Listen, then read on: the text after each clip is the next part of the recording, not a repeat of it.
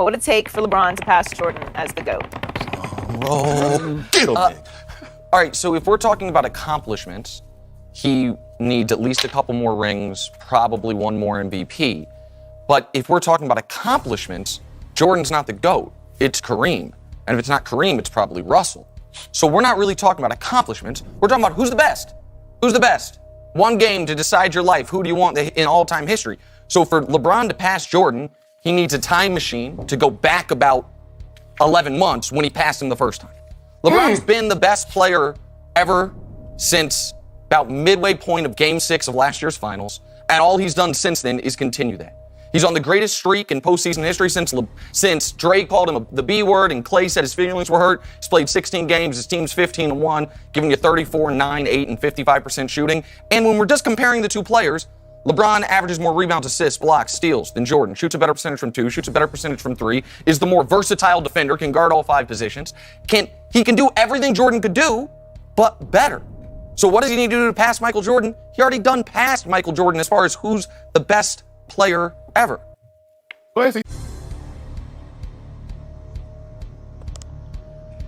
Oh, welcome back to my channel, sports fans. Okay, let's get into this one right here. You heard what Nick Wright said? Just the most insane thing you ever heard, right? I posted this video in my other video about LeBron James' ultimate mixtape, 22 years of failure, melting down, choking, and revisionist history. And I think this is the time. I never seen Nick Wright before this. So I want to say, I think it was Undisputed. He came on and he said this right here. I think this was the first time he was on there. I might be wrong, but this was right after LeBron James won the 2016 NBA Finals, that 3-1 comeback. And this was 2016, and it was the next season, 16-17 season. And they basically, you heard, what would it take to pass Michael Jordan? And of course, they gave this idiot the floor first. And you can see in the video, if you want to see the entire video, but the entire video is basically 3 guys ganging up on Skip Bayless. This was nuts. And then basically what he talks about is, LeBron James already passed Michael Jordan because of what he did, that 3-1 comeback. He's bigger, faster, stronger. He puts up better stats. He didn't say points. He said rebounds, assists, and he had the nerve to say steals. He ain't even close to Michael Jordan's steals. And I think he said blocks. I think, if I'm not mistaken, either they're at the same in blocks Michael Jordan's career in LeBron James, but I don't even think LeBron James at that point was even ahead of Michael Jordan in blocks. He said he shoots a better percentage from 2 and 3. It's like, what is this guy talking about? So, first of all, let's talk about the rebounds. 1 rebound more for a guy that's 6'9" and 250? Horrible rebounder. In assists, you put up, a couple more assists for your career? Big deal. You have the ball in your hand all the time, and you're supposed to be this Magic Johnson type of guy. Shouldn't you be doing at least 10 assists? They try to get away with this this guy has this overall game. And he really doesn't, because he's a poor rebounder. I've told you guys before, his assists are weak. He's not like this Magic Johnson guy, Steve Nash, Jason Kidd, these type of guys like this. For you to even be up in that class right there, you would have to average 10 assists a game. 10 assists a game for Magic Johnson? That's an insult. That would just get you in the upper echelon as far as the great facilitators of all time. LeBron James is nowhere near that. Also, he said LeBron has more accolades. No, my fault. He said that LeBron James would need, a couple more accolades, but Bill Russell, and I think he said Kareem, has more accolades than Michael Jordan. This is not true, folks.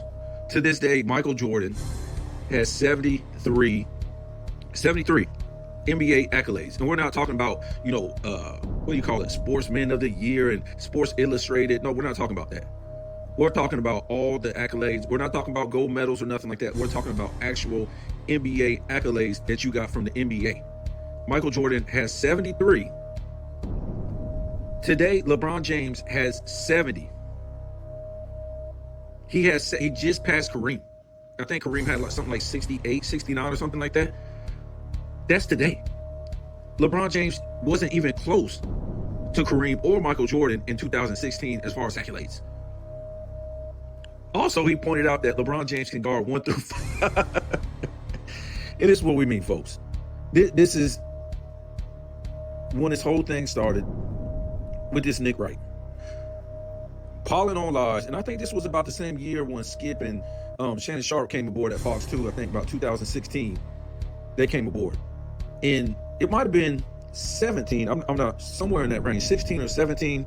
But this is what we got, folks. This is the reality that we live in the NBA. These guys come on and they start lying. Start lying. This guy is nowhere on the same level as Michael Jordan. This guy needed a super team just to get to 3 and 4 at that point in 2016. And he talks about he beat the greatest team of all time. How can you beat the greatest team of all time when on that team it wasn't even a top 10 player of all time in 2016? And they used this trash. But when we look at Manning, not Peyton Manning, but his brother Eli beat the greatest team of all time that was undefeated in the regular season, and then beat the greatest team of all time in the Super Bowl, which will be Tom Brady. So if we're using that narrative, shouldn't Eli Manning be the greatest player of all time? And we could compound that and say that Eli Manning beat the greatest player of all time 2 times. If you want to say, oh man, but Eli ain't got the accolades. He might not have the accolades, but didn't he beat the greatest player of all time 2 times? Didn't he beat the greatest NFL team of all time 2 times? So he beat the greatest team of all time, which is the Patriots, 2 times. He beat the greatest player of all time 2 times. And he beat the greatest team of all time in 2000. When was that? Was that 2016? I want to say that was 2016, but wasn't it? That they were undefeated? I think it was. Don't hold me to it, but whatever year that was, Eli Manning beat the greatest team of all time. Or, I can go back and say, 2 times Eli Manning beat the greatest franchise of all time. My fault. And then he beat the greatest team of all time 1 time, and he beat the greatest player of all time 2 times. Whoops. Would that constitute Eli Manning as the greatest player of all time? More than LeBron James? Because if you want to be real, if LeBron James beat the greatest team of all time, Golden State would have closed the deal that season in 2016, came back to the finals in 2017 without Kevin Durant. And then if LeBron, they didn't have to be they didn't have to have the greatest record of all time, but they still will be the greatest team of all time in 2017, again without Durant, leading up to the finals. They still would be. And then him beat them in the finals. That will be my thinking. They didn't close the deal in 2016, so how can they be the greatest team of all time? Now, they like to play this little game on you all the time, right? They say that LeBron James beat the greatest team of all time in 2016. But then in 2017, when they added Durant, which was not a super team, I keep trying to tell you guys, a super team is 3 number 1 franchise players of another team. Kyrie, Love, and LeBron James. Even though they're both Kyrie and LeBron James, yes, they both came from Cleveland, but they wasn't both there at the same time. Kyrie was the number 1 pick, and he was there by himself. He was the number 1 franchise player on that team. LeBron James was the number 1 franchise player on that team. And then Kevin Love was the number 1 franchise player of Minnesota. Miami Heat, LeBron James, Dwayne Wade, Chris Bosh. 3 number 1 franchise players of other teams. The big 3 Celtics in the 2000s. Ray Allen, Kevin Garnett, and Paul Pierce. That's a super team, folks. Kevin Durant and Steph Curry, who are number one franchise players of another team, does not constitute a super team. Draymond Green and Klay Thompson were not number one franchise players of any team. They were not leaders, just like when we talk about, Scottie Pippen. Not part of a super team. Even with Dennis Rodman. Dennis Rodman and Scottie Pippen was not other teams' number one franchise players of a team. They weren't. At no point. They weren't. That's how that works, folks. That's a super team. So LeBron James, again, in 2017, they will not only say that's a super team, but they will also, we all remember this, they'll try to put, the 96 Bulls against the 2017 Warriors. Who will win? Two super teams against each other. Where's the super teams? Ain't seen no super team. So again, if LeBron James beat the greatest team of all time in 2016, why do they always put the 96 Bulls against the 17 Warriors? Why aren't they putting the 2016 Warriors, which is the greatest team of all time, that LeBron James beat, against the 96 Bulls? See how that works? Because they know the 96 Bulls would roll the 2016 Warriors. They know that. But they always try to put the 17 Warriors against the 96 Bulls because that 17 Warriors, that wasn't a super team, beat LeBron James. So they try to make it seem like that team was unbeatable because LeBron James couldn't beat them. Not that they weren't a great team. Yes, they were a great team. But they weren't a super team. And if they played the Bulls, yes, it's a chance that they could beat the Bulls, but they weren't a super team. They're trying to change history. So again, at that point, Michael Jordan had the most accolades when he retired in 2003, and he still, to this day, has the most accolades. Think how many accolades LeBron James had in 2016 when he beat the Warriors versus how many he has now. That's like 9 years. So you would have to take away all those All-NBAs, all those All-Star appearances, a championship, an assist title. I even counted the in-season tournament cup. I counted the in-season cup tournament MVP. You would have to take all that away, folks. Oh, you would have to take the MVP of the finals away from LeBron James. So he wasn't even in Michael Jordan's wheelhouse. Wasn't even in the same breath as Michael Jordan. He wouldn't even have more accolades than Kareem Abdul-Jabbar. But yet, here was Nick Wright saying at 3 and 4, with two super teams, it took him two super teams to get to 3 and 4.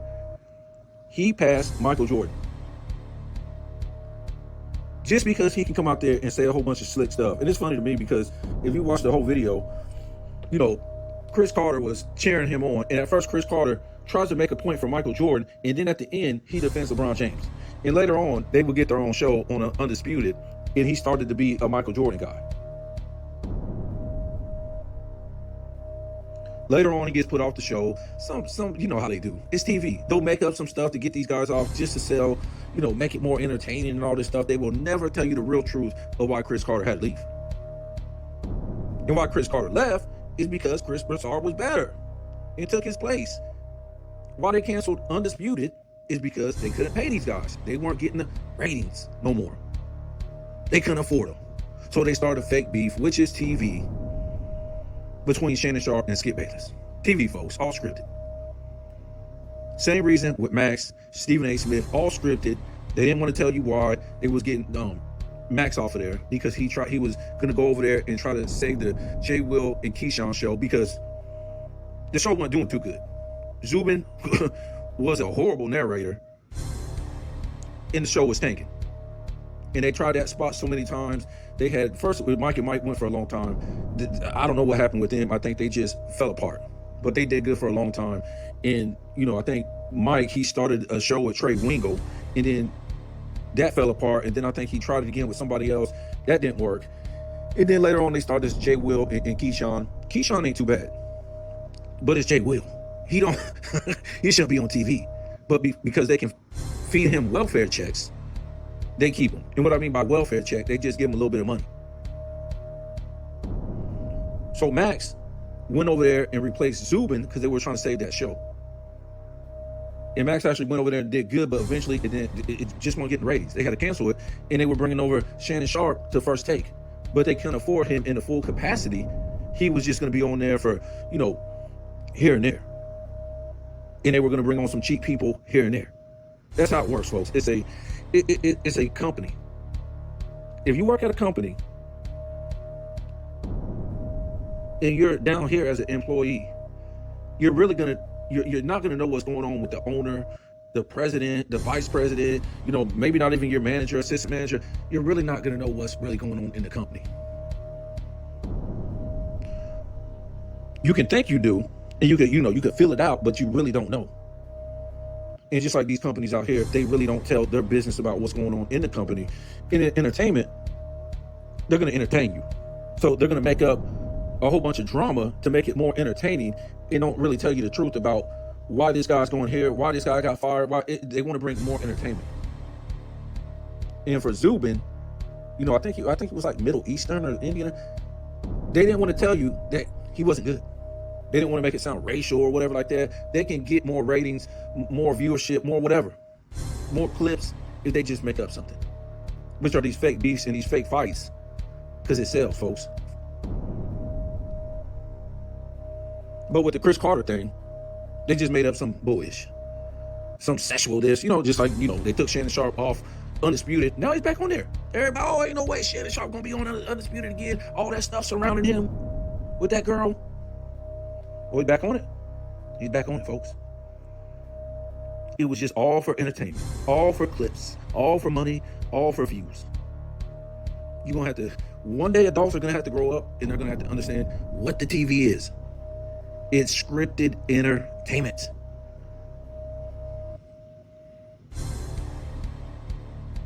That's it. So again, Chris Carter, they made up some bullshit with him, whatever, and they brought on Chris Broussard. And then he started doing a show with Nick Wright. And you see a lot of shows now, they got canceled at ESPN and Fox because they can't afford them. Sometimes they'll just cancel them. Sometimes they'll make up something for some entertainment value. Like, they're doing what are they, Joy Reid now? They just make up stuff, man. But these networks, they can't afford. If they can't afford, more, they can't.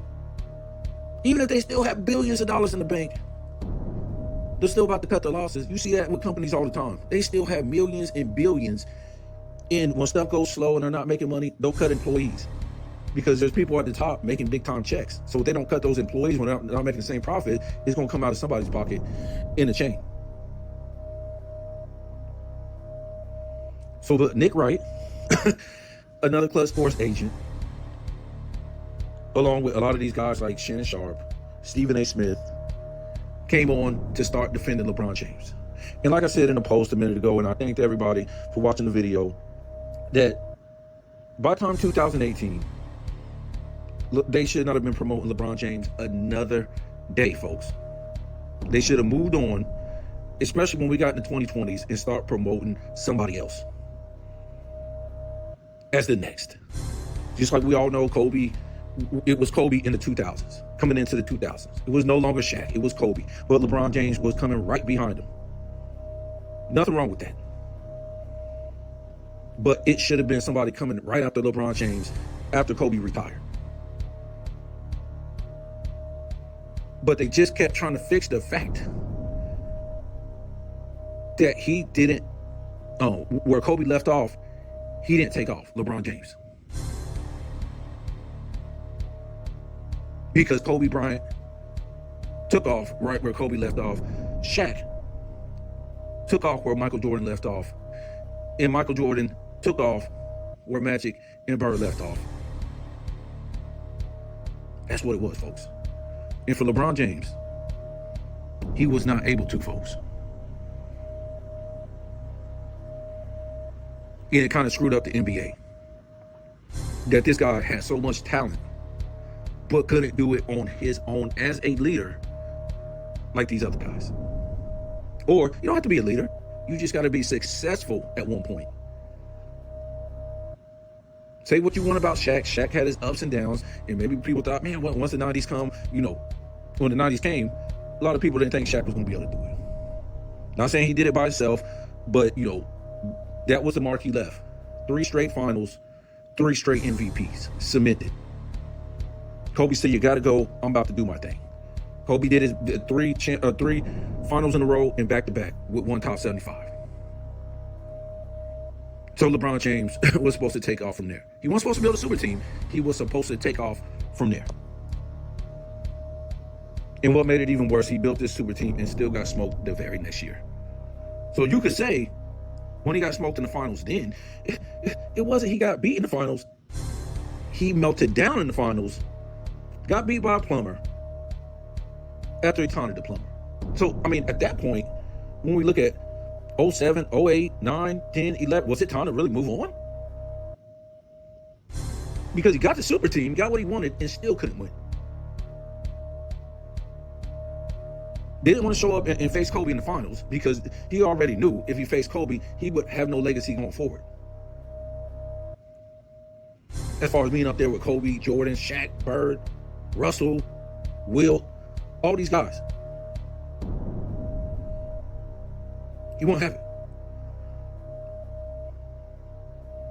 So we already heard that was premeditated, that he melted down 2010 after the Celtics series, after he lost in the playoffs. He said he was wearing the number 6 at the beginning of the season. He said the next season he was going to wear the number 6. That was at the beginning of 2009-2010 season. What? So you told everybody at the beginning of the 2009-2010 season, you was no longer going to wear the number 23. The next season, in 2010-2011, you was going to wear the number 6. So you're trying to tell me that loss in the playoffs against the Celtics wasn't premeditated? Because you wore the number 6 next year in Miami. And why would you wear the number 6 next year? Even if you didn't know you was going to Miami, why would you? Because he couldn't wear the 23 the next season because he already knew he was going to Miami, folks. What he knew was, when we look back at this, folks, and I've been doing this a long time, folks. Been going against these losers for a long time in these groups. When he lost in 2007, he was not ever going back to the finals. Because the West beat the crap out of him. He couldn't even get one game, and he melted down because he couldn't shoot. So when we look at 2008, when he lost to Boston, the mighty big super team, he took them to a game 7, shooting under 40%, 23% from the 3, 72% from the line, and 4 turnovers. It was real nuts. Took them to a game 7 playing ish because his team carried him to a game 7.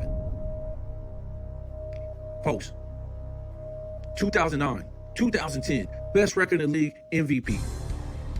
He wasn't going back to the finals, whether it was going to be Kobe there or whoever was going to get there. He wasn't going back without a super team because he could not carry a team to a win in the finals. He could beat the weak East with nobody in it, but once he got to play with the big boys, he was in the East, where he's basically playing against college competition. Yes, they're NBA players, but I'm just saying compared to the West, the West is playing college competition in the East.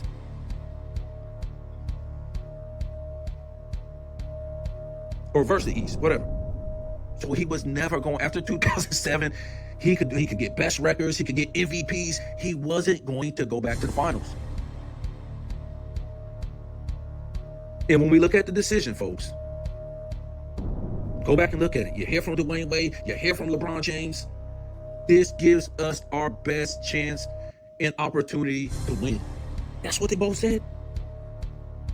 So basically what they said was, with a super team, not only shut down the East, but with this super team, to beat the West, it didn't matter who was there, if it was Kobe, if it was Steve Nash, if it was Dirk, or it was Duncan that got there.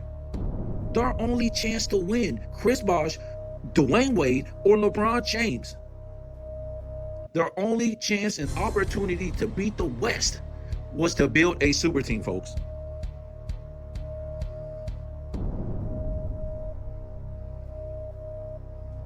And they could barely do it, as you've seen. Remember, these are the three guys that got smoked by plumbers in international play. They got smoked in 2004. And I'm not going to try to, leave out Tim Duncan and, who was that? Allen Iverson and the rest of these guys that was there, Carmelo Anthony, but they were a part of it. The Bosh, the Wade, the LeBron. Don't give me that LeBron James couldn't play. Because he came in the league crowning himself. He had the most expectations, the king, the chosen one. So you're supposed to go out and be some Argentinian plumbers. A six-man. Ginobili coming off the damn bench for the Spurs. And the rest of these guys, who the hell are they? You can't beat them? Okay, let's make up excuses. They were young. So you think Michael Jordan, Patrick Ewing, in, what was it, the 84 collegiate USA men's basketball team is going to lose to Ginobili, a six-man, in his Argentinian plumbers? No! Get the hell out of here and don't come back if you believe that. 2006. Wade is just coming off a damn championship. Finals MVP. Bosh is doing his thing. I think LeBron James averaged 30 points per game in that season. Now you got Chris Paul, Carmelo Anthony putting up big points, and you lose to Greece sewer workers?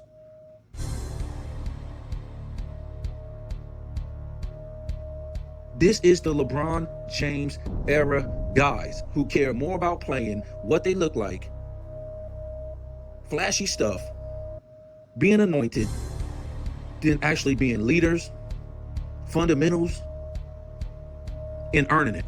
And they got smoked in the FIBA. And then you wonder why, in a decision, LeBron James and Dwayne Wade said it was our best opportunity to win. Because you can't do it as leaders. To beat the West. Now, I'll give it to Dwayne Wade. He did win in 2006. But you can say it was questionable. But he did. But when you're pairing up with a LeBron James... But what I'm trying to say, the overall picture, like I was saying, by the time it got to that time, in 2009, 2010, 2008, 2011, 12, whatever, that West was strong.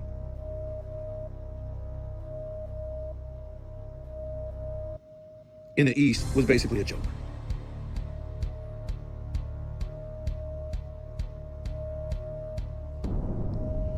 So let's get back into this right here.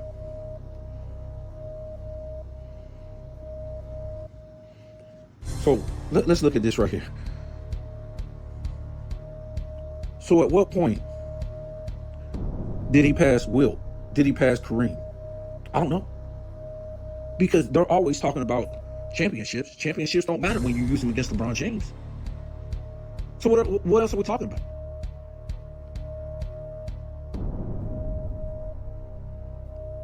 Because when you look on here, Michael Jordan has 10 scoring titles, 3 steals titles,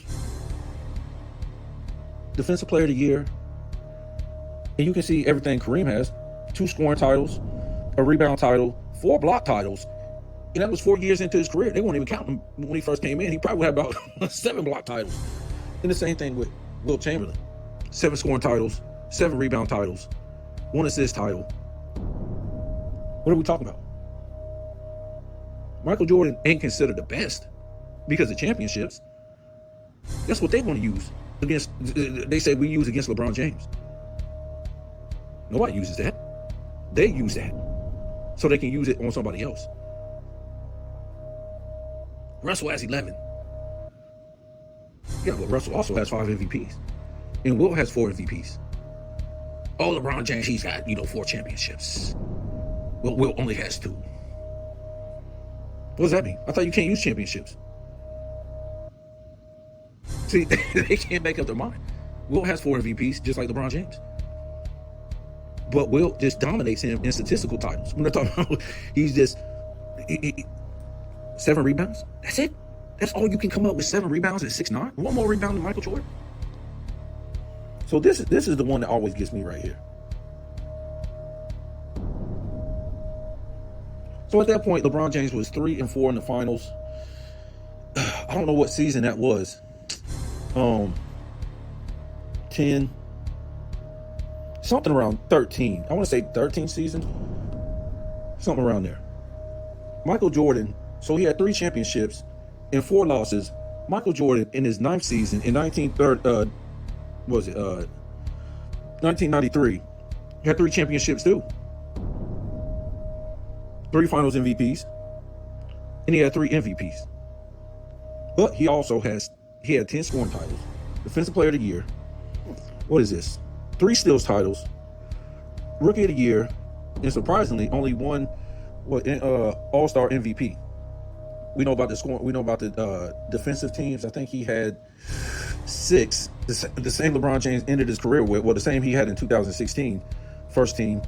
No, I think LeBron James only had 5 first teams. So, and they were talking about his stats. Michael Jordan in 1993, when he retired, in the regular season from 84 to 93, averaged 32 points per game, 6 rebounds, 6 assists, 2.7 steals, 1 block, 3 turnovers on 51.6 shooting, 31% three-point percentage, and 84.6 free throw. In the playoffs, 84 to 93, 34.7 points, 6.7 rebounds, 6.6 assists, 2.3 steals, 1 block, 3.3 turnovers, 50.1 from the field, 35.2 from 3, 83.4 from the line. NBA Finals, 91 to 93, 36 points per game, 6.6 rebounds, 8 assists, 2 steals, 52.3 field goal percentage, 44.3 three-point percentage, and 81.1 free throw percentage. So in 1993, LeBron James ain't even touched that of what this dummy Nick Wright is saying in 2016. I mean, at this point, like, I don't fully blame this on LeBron James, because we got to stop. We got to blame this on the NBA, folks, because the NBA is its own entity. However, the NBA wants to be promoted, be seen as a company first. Yes, it's a sports league, but it's a company. This is the image you want to put out for your company as a sports league. Losing, quitting, melting down, choking, cheating, and doing it the wrong way. After all that you had, these guys who did it the right way, the Tim Duncans, the Kobes, the Shaqs, the Jordans, the Russells, the Magics, the Birds, the Kareems, even the guys who didn't win a lot, the Hakeems, who didn't win it all, the Barkleys, the Stocktons, the Malones, a lot of these guys who never won a championship and didn't do it wrong, Jason Kidd, Steve Nash, a lot of these guys. So what gives this guy the right, or what gives them the right to promote the NBA off of losing? Losing, folks. That's basically what they did. That's basically what they did. So now you really can't even come back after that. You can't promote the NBA as winning now. You can't promote the NBA, the next guy, off of leadership, values, winning, doing it the right way, because you done okayed it with Kevin Durant, the Russell Westbrooks, all these guys who built super teams, James Harden, because LeBron James okayed it. LeBron James okayed it. So I don't even know where they go from here, man. The NBA basically, because they didn't let go of this guy, it was pretty much a mockery of sports in general as far as winners. This league had it all, man. And they hung on to a loser, a meltdown artist. And basically, like I said, this guy never won a championship as a leader. He just won championships with other leaders. That's basically what he did. Okay, the big 3 Celtics in the 2000s, who was the leader on that team? Nobody. They all came together as other teams' number 1 franchise players. There was no leader on there. Paul Pierce, just because he won the Finals MVP, he didn't lead that team to a championship. LeBron James never led Dwayne Wade, Chris Bosh to a championship. He never led Kyrie and Love to no championship. Other teams' number 1 franchise players. And then he played with AD, who was the best center in the league. Another team's number 1 franchise player. He had Dwight Howard. He didn't lead no team to a championship. He never did. He just won a championship, and he was part of other leaders that led a team to a championship. That's basically what you had in the 2000s. That's what you had. That's what you had, folks. So let me get off here. I just thought it was insane when Nick Wright came aboard and he started saying all this stupid stuff that made no sense. And the only reason why these are supposed to be sports analysts, and the only reason why a sports analyst would say anything insane that these guys say is for money. And this is all to tell you what money is. It's the root of all evil, folks. That's it. The root of all evil. And for the NBA, and when I say the NBA, I'm not talking about, just the commissioner. We're talking about all the teams, the team owners, the team presidents that let all this happen in the 2010s and now in the 2020s. So you can say the owners, the presidents, all these people up there, they don't care about winning. They don't care about competitiveness. All they care about is entertainment. Like I said before, when LeBron James went to his super teams in Miami or he went to Cleveland, where was the pushback from the owners? Where was the pushback from the players? That's competitive nature. Whether you're a player on the court pushing back or you're an owner, a president, an executive, where's the pushback, folks? The commissioner, where's the pushback? Who runs the NBA? Who has been running the NBA? So because you had a guy that was supposed to be next that couldn't do it like Kobe and Shaq and, Jordan and Bird and, Russell and all these other guys, Hakeem, this is what the owner said, let happen. This is what the player said, let happen. Because the LeBron James era, guys who are retarded and can't do it by themselves to lead a team to a championship. Because they can't do it. We got to let these guys cheat. Wow, folks, what does this tell you about the NBA? Stop looking at just LeBron James. You got to look at the overall picture, the players. Where was it? If you're a competitor, how come you're not saying nothing when you had to play LeBron James super teams in the 2010s? Where's the pushback, guys? These guys aren't real competitors. Well, you can't open your mouth and say, hey, man, this is wrong. How come he gets to cheat? How come he gets to do it the wrong way? He's supposed to be the next Kobe, the next Michael Jordan, the next whatever. So how come he gets to do it different? Again and again and get rewarded? Where is the pushback from these players? Why did they stop Kobe Bryant from getting Chris Paul? One guy.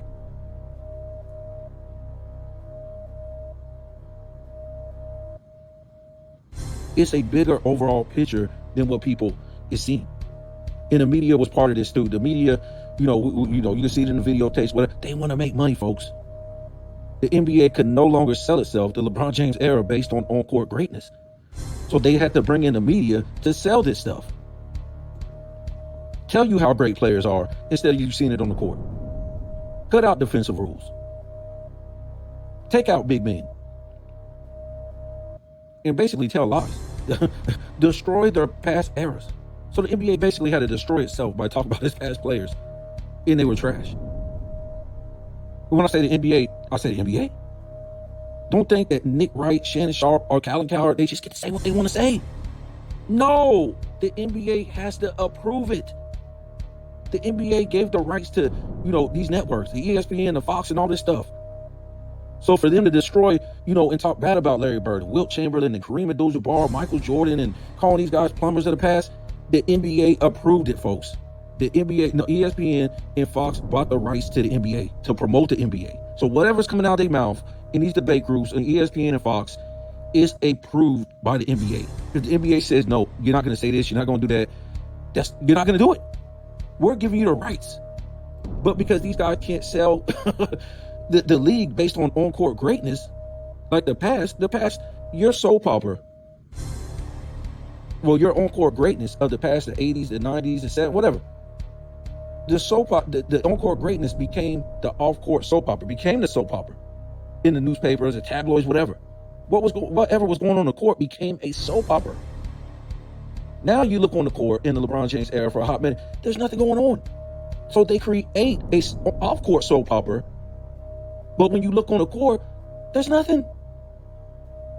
It's boring. There's no competitiveness. There's no rivalries. There's no defense.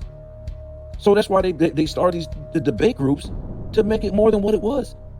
Now they can make money.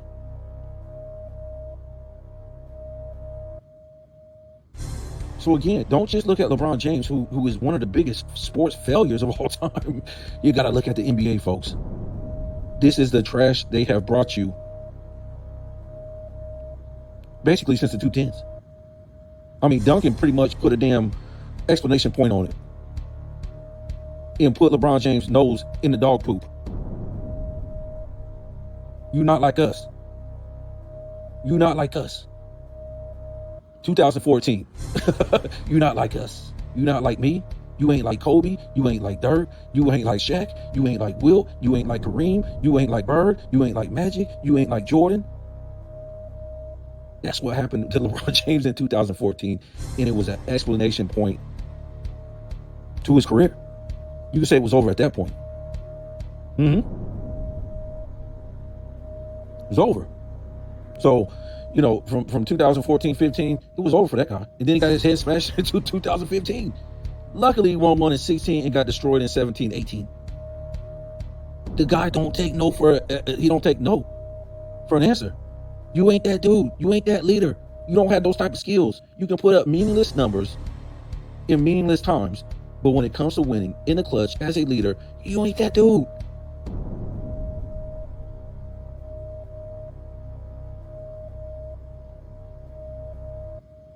It didn't happen. So basically, after that, they start making a mockery out of the NBA. Especially after he lost in 2018. They said, well, he didn't come out as a winner. We'll start making a mockery out of the NBA, start calling guys plumbers of the past. Jordan didn't play no competition. This guy, this, that. He didn't make it, so we'll make a mockery out of the NBA. And that's what they basically did. Sorry, LeBron fans. He never got to the mountaintop. He never got to the mountaintop.